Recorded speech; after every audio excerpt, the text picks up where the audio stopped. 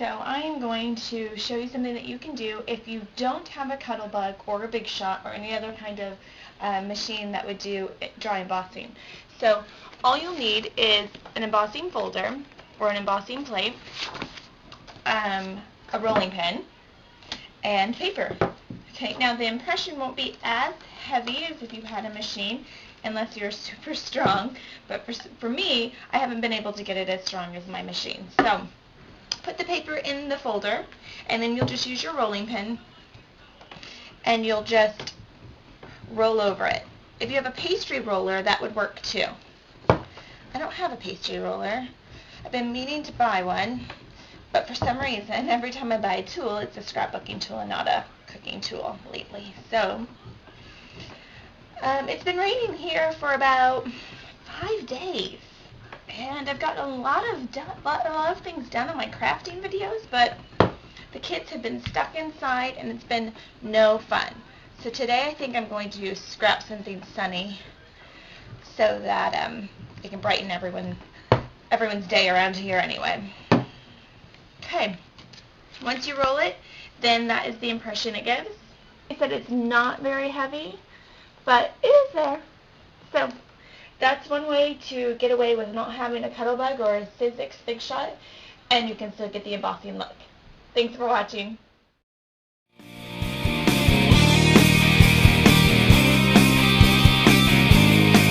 Hi everyone, today I'm going to show you a new way to emboss. And the way we're going to do this is we're going to make our own embossing plate, essentially. So as you can see, I have 3 of the same pattern cut out. And this shape is from Lyrical Letters. And all I'm going to do is I'm going to tape them all together as closely as possible to the other one. So I'll start doing that now. It doesn't have to be taped everywhere, just in the main spots, so that when I lay it on top of the other one, it'll stick. Otherwise, if we were going to use this shape on a card, which we may later, I would use a glue pen. So, like I said, as closely as possible to the shape before it. Line it up as close as you can.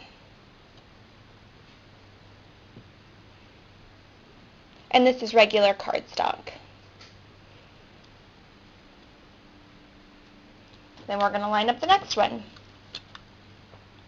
Okay, line this one up as nicely as you can.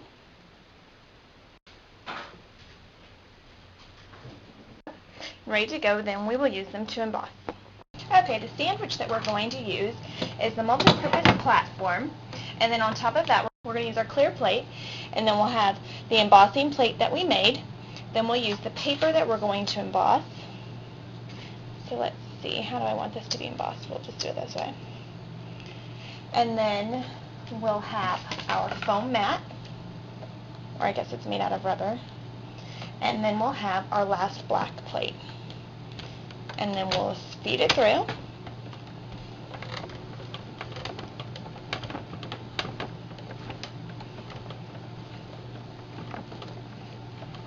Okay, once it's through,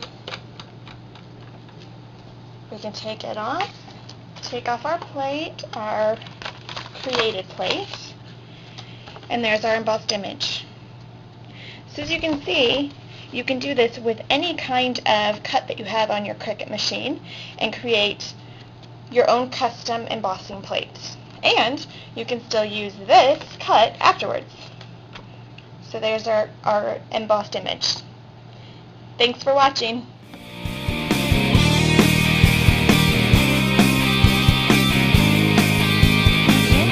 Fun little project with you using an old t-shirt. Like, this t-shirt's even wrinkly. This is actually a t-shirt that we got for free for buying 7-Up. So it's best if you use a big t-shirt, like an extra large. I think this one is probably a large. Yes. And the first thing you're going to do is we're going to make an infinity scarf with this. So the first thing you're going to do is cut off the bottom. This hem, basically. I feel like I need to do this the other way. Do you guys ever do that where it feels weird to do it, to cut it a certain way so you have to flip it? I do that when I crochet also. Has to be going a certain way. And it doesn't have to be perfect, don't worry about it. I've seen this done several different ways, so we're just going to do the easy way today.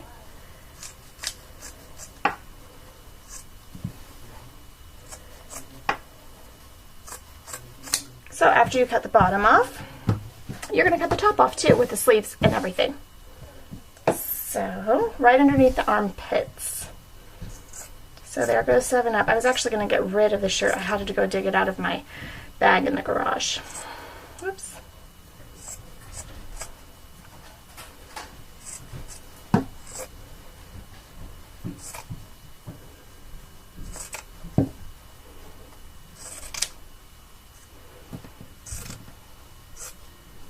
Okay, then you're going to put that to the side. Now that you have this, we're going to cut some strips. So a strip just straight across and about 2 inches maybe. And like I said, it doesn't have to be super straight. Don't worry about jagged lines. They're all going to curl up anyway. Oh, did I mention that you don't have to sew either? So no straight lines and no sewing. Okay, then you're just going to stretch it as far as you can. Just keep stretching it and stretching it. You can put it on a doorknob if you want, so you can get some really good stretch out of it.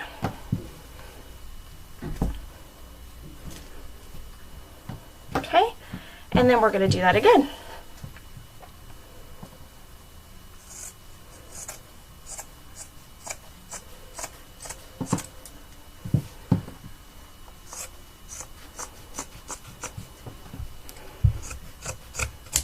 And stretch that one as far as you can. Sorry, you can't see all of that. I have to use my muscles here. Okay, and then you're going to do it again.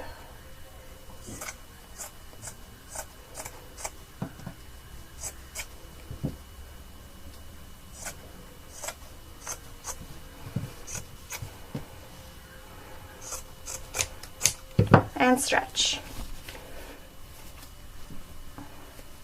My arms are really long, so I can stretch it a lot, but if your arms aren't as long as mine, I kind of have monkey arms. If you don't have monkey arms, then you can put it on the doorknob like I said and stretch it that way, and then just walk away stretching it. Or enlist the help of your husband or child or friend or neighbor. Probably not your dog. Okay, I'm just going to cut this one more time through, and then we're going to stretch these two out. Like I said, extra large is better, but instead of throwing this away, and since I love green, I figured I would do this one. Plus it was free, right? Well, free with a package of 7 Up, so I guess not totally free. Okay, then you put them all together. There we go. And then we're going to take a piece of the t-shirt that we did not use, cut a little strip of it,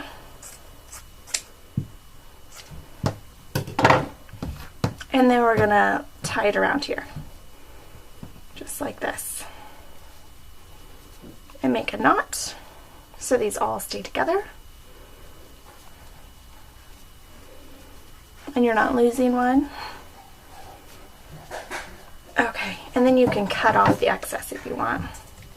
Whoops. If it bothers you. Okay, and there is an infinity scarf. Quick and easy, cheap, and super simple. No sewing, no measuring, no cutting straight. Can't get easier than that. That's it. Thanks for watching, everyone.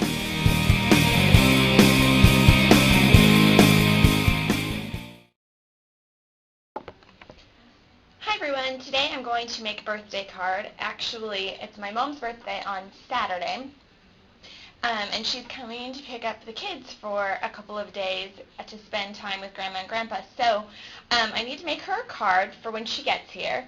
So that's what we're going to work on today. And then I also posted on Facebook to ask you guys for suggestions on what to do my next videos on. So if you guys have any ideas of techniques or styles or any kind of projects that you're working on that you might want an idea or to see how something's done, then write it on my Facebook, and then I may or may not know how to do it. If I don't, I will do my best to figure it out, and then we can figure it out together. But yeah, that's up there for you to kind of leave your ideas for me. Okay, the first thing we're going to do is we have a pre-made white card, and we're going to use this punch to make the side decorative. So I'm going to go ahead and do that now.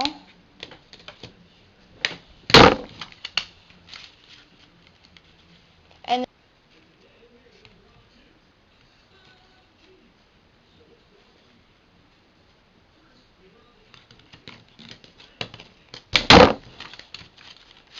this one is called Threading Water.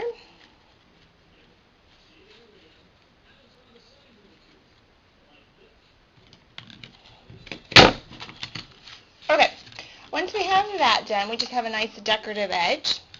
And then I have all these little white dots that I can dispose of. Okay, the next thing we're going to do is I have a border, or a mat to go on the inside of this card, so we're going to go ahead and glue that down. This mat came from DCWV's Sweet Stack, and I just got the little one because I wanted it for card making specifically. So I'm just going to put that in there nice and level. And then the next thing we're going to do is we're going to layer some pink on here, because if you can see, there's pink, green, and orange on this paper. So we have a rectangle that's pink, and these were all scraps. Besides the first pattern, everything else was a scrap. So I'm just going to put it right along the edge, because the pattern paper didn't go all the way to the edge, which I didn't want it to. But this one I want to go all the way to the edge. And then I have a green piece of paper that will go on this next part. But this part is going to be the part that's going to say happy birthday on it. So I'm going to go ahead and stamp that now before I glue it on there. So I have a happy birthday stamp, and we're just going to stamp it in Hollyhock, which is just a bright pink color.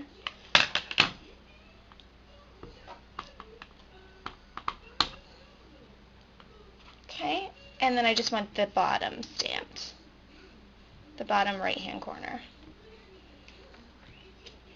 Okay, once that's stamped, then we're going to go ahead and glue it onto the pink paper, and I want it to go on top of it and over it so that it's on the pattern paper and the pink paper. And I'm not going to glue down the bottom just yet, because I'm going to tie some ribbon here. So I'll glue that on, and then I will do the ribbon. And I'll just tuck it under here, and I'm going to tie it above the happy birthday. Oops. Okay, then we'll trim that, and I'm actually going to glue that down a little because I don't want it flopping everywhere. So that's what we have so far, the happy birthday and the ribbon. And then the next part that we're going to do is going to be a mat right here. And what we're going to do is we're going to stamp a picture of a present on the front. So again, we're going to use the Hollyhock ink. And I have this just 1.5 by 1.5 inch white cardstock. And I'm going to stamp that little present on there. And then I'm going to color in the polka dots on this present with green and orange marker. And the markers that I'm using are the Marvy markers. And I have green and orange. I think that's just what they're called. Yep, nothing fancy. They have a brush tip and a pen tip. So I'm just going to color in some of these dots.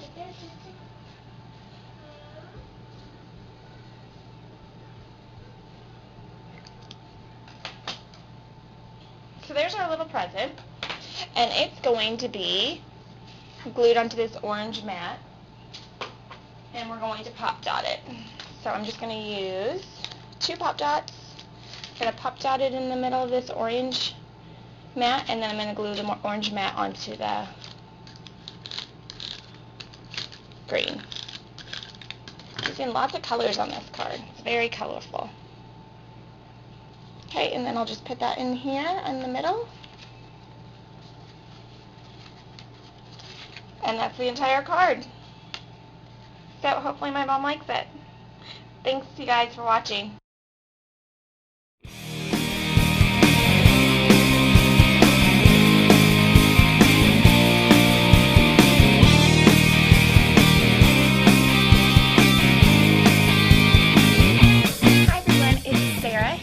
From pinkcricut.com, and today I have a kind of experiment to do with you. I've heard that you can use different things for transfer paper when you're using vinyl, and I've heard that you can use contact paper, and I also read somewhere that you can use press and seal from Glad. So I went to the grocery store, bought some press and seal, the only reason I went to the grocery store.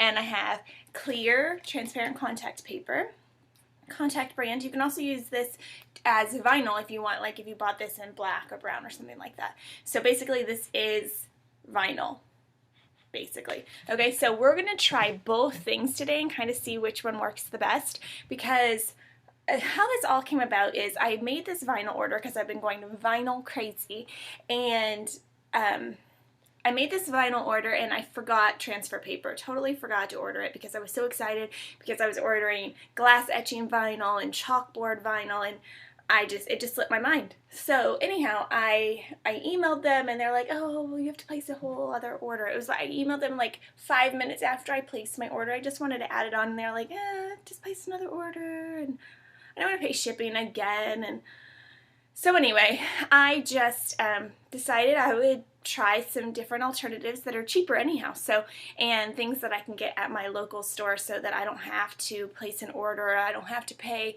Cricut prices at Michael's for their transfer paper. So today we're going to try press and seal, and we're going to try contact paper, and we're going to see which one works the best. So what we're going to do is we're going to vinyl up these cute little baskets. You can get these at the Dollar Tree, and you get 4 for $1, so they're like 25 cents a piece. So really, like, if you were like super mom or something, you could probably like make these for every single kid in your classroom for Easter. But I'm going to make them for my kids at least. So one of the kids is gonna use the press and seal, and one of the kids' baskets will use the contact paper, and we'll see which one works best. Okay, so I'm going to use the silhouette with vinyl, so I'm also going to show you how that works, because you don't need a mat. So that's pretty fantastic. Okay, so let me get my machine all ready, and I'll show you we're going to start how to set it up. Okay, Silhouette Studio, and I'm just going to do names for this. So I'm going to go ahead and click on text. So I've gone ahead and typed out my daughter's name, and the basket is about 4 inches long, I believe. Let me measure it again quick. Yeah, so it could be, the words can be about 4 inches long. So I'm going to just shrink this a little. There we go. And then I'm going to do the same font for my son, I think. And I'm just going to do his first name. He's right. Yeah, he just likes his first name. Alexis likes to be called by her entire name. Isn't it funny how kids are different? Okay, so let's move this over here. And that's it. Now we're going to go ahead and we're going to go into the silhouette settings that we're going to change, because do you see how this is set up for the mat? You see the mat in the background and the rollers go here.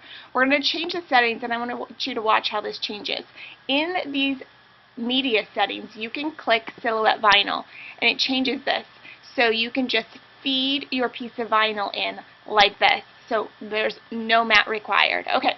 So let's go to the machine, and I will show you what to do from the machine. But on here, we'll just be clicking cut. Okay, so here we are at the Cameo, and I'm going to feed my vinyl in. But first, if you notice, my vinyl's not quite long enough to reach the ends of these little grippers. So we're going to go ahead and we're going to move this one over a little bit so that it grips the vinyl nice and tight.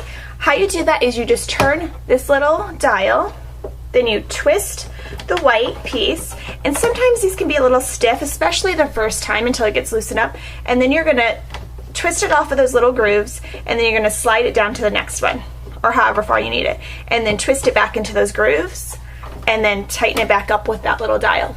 Okay? So now I'm ready to load. And you can load, how I like to load my paper or vinyl is I go by these little white grippers on the end because I know that it's going to be gripping my paper, whatever, or my mat.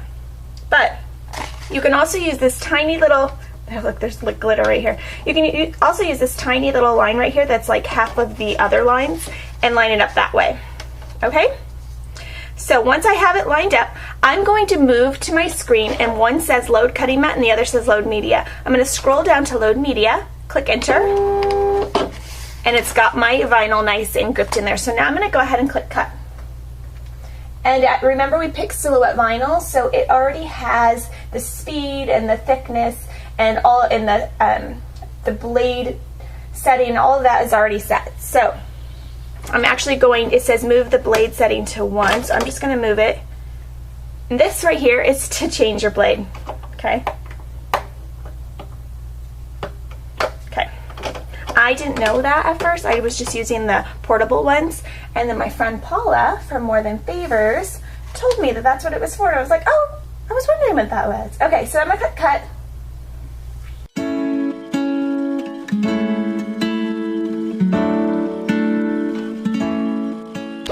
And remember, before you cut paper, you'll need to switch it to load cutting mat again. Sometimes you forget and then it doesn't cut very nice. Okay, and I'm just going to cut these apart using a pair of scissors.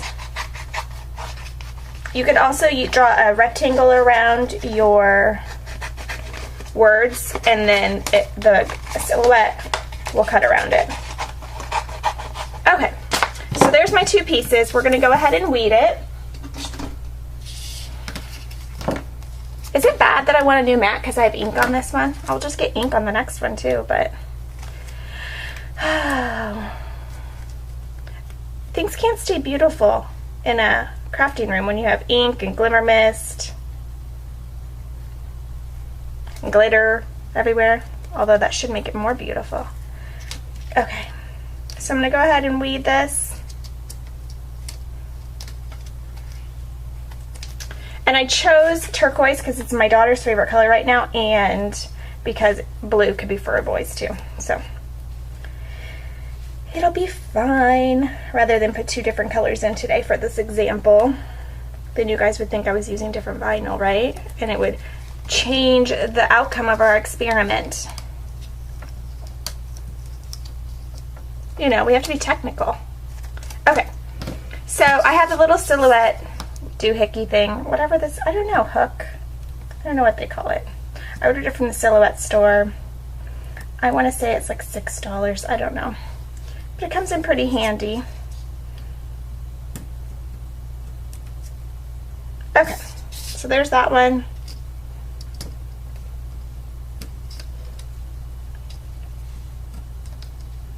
Alright, now for our experiment. Are you guys excited? It's like we're in science class, kind of.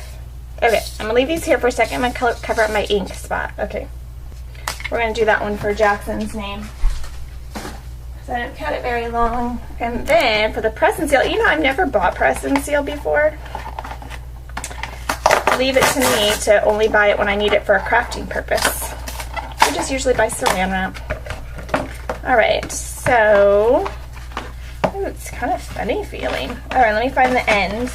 Well, you know what I like about the press and seal so far, I mean, before we do our experiment, is that you can cut off nice little thin layers, and it has that little cutting thing right on the box. I like that. Except it doesn't work very well. Okay. So I'm going to go ahead and lay this on here because I don't want the stickiness to go away. Okay, and I'm going to trim it. Alright, we have that on.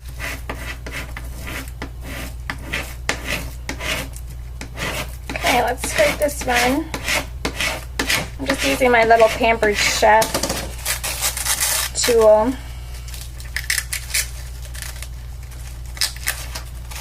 Okay, I'm not giving up yet.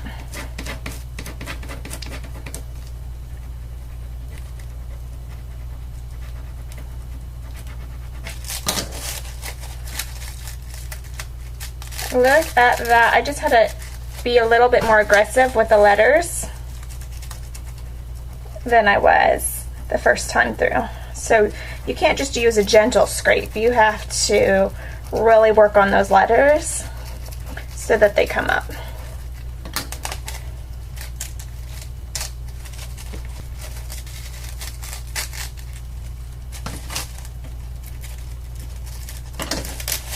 But do you know how much cheaper press and seal is? Okay. It's humongous, but here we go. So it's worked so far. That's kind of, now that I'm doing this on my dryer's done. See, I'm doing laundry. I'm being so good today. Okay. I'm gonna try to make it as straight as possible with you guys watching me. I'm just gonna lay down my finger first. And then I'm guessing I'll have to be just as aggressive taking it off. I'm not sure. But I'm gonna try that first. I'm just gonna kind of go over each individual letter.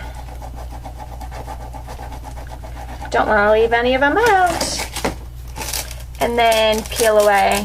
Okay, so the peeling away is easier than, whoops, I don't want to mess up Jackson's name. There we go. Look at that, it worked. Isn't that awesome? I did it pretty straight, actually. I'm kind of proud right now. Okay, so press and seal works. You just have to be kind of aggressive with your scraper. Okay. Aggressive, don't put holes in it, you know, just more aggressive than I was the first time. Okay, so let's do Jackson's. A couple big scrapes. Let's see if that works or if we need to be, yeah, I think we'll have to be just as aggressive. So maybe that's the difference with transfer paper. Maybe it's stickier, so it picks up those letters easier. And with these two, you just need to be a little more aggressive with the letters. So it's good if you want to do small projects, but maybe not large projects with lots of tiny little letters. Okay, I was aggressive, right? But it's not picking it up.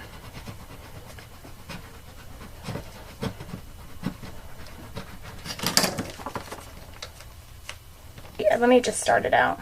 Yeah, it's not working. Oh, so close.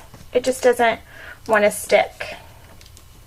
So I'm thinking I might try a different kind of contact paper, one that's stickier, rather than the one that I have, and see what happens. This is the same piece of press and seal, so I want to see if I can reuse it. I'm not sure I will be able to, but it's worth a try. Poor Jackson isn't going to have his name on there. So sad. Okay, so the contact paper isn't working, but I also read somewhere, see, surprise experiment. Okay, so I also read somewhere that painter's tape would work. The only problem with painter's tape is you can't really see through it, and it's not very wide. So I'm sure you can get different colors of painter's tape. Usually I see blue in the store, but I don't really go to the paint store that often. And this happens to be wide enough. You could also just layer it on top of each other. So we're going to go ahead and give this a try. While we're at it, right? Let's see if this one works. This is stickier than the contact paper. So I'm thinking, oh, look at that. Totally comes up easy. But does it come off easy? Oh, I can kind of see through it. So can you see that? You can, maybe you can't, but I can see through it. Trust me. So again, I'm going to try to keep it semi straight. And I'm going to go ahead and give it a good scraping.